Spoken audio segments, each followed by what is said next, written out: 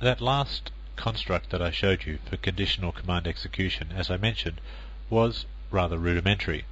There is a much more powerful one available in the shell programming language. It's known as the if statement. You'll probably be familiar with this if you've ever programmed in any other language. Just about every programming language in the world supports the notion of an if statement. So as I said, it's much more powerful. It's also more readable. Well, it is for me anyway. This is what it looks like. We start by using the word if, then we put a command there. Now what happens at that point is that the command gets run. Immediately that the command completes, the shell looks at the exit status of that command and determines whether we should proceed into the next block of code or whether we should skip that block of code entirely. And if the exit status is a 0, meaning true if you like, then we proceed into the block of code, otherwise we don't. And if we do proceed into the block of code, then the very next word that the shell expects to see on the next line would be the word then. If you don't put the word then in, your shell will give you an error message. Then next it will execute those series of commands, and there must be at least one command, until finally we reach the phi.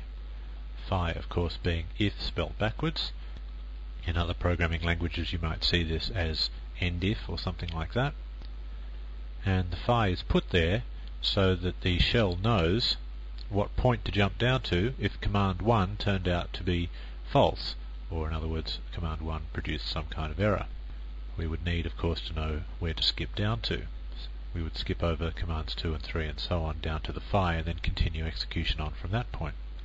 So let's look at an example of that. We'll use diff as our example here. We'll run diff, we'll compare file 1 and file 2.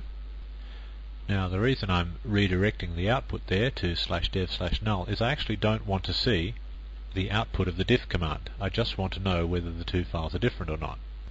There's probably a command line option that I can specify to diff to say don't actually display the differences, just use the exit status to determine whether they're different or not, but I couldn't be bothered looking that up in the diff manual page. So I'll instead just redirect the output to /dev/null. Now if you recall, I mentioned before that if diff discovers that the both files are the same, then it will return an exit status of 0, which we can think of as meaning true, and so we will then of course proceed into the block of code.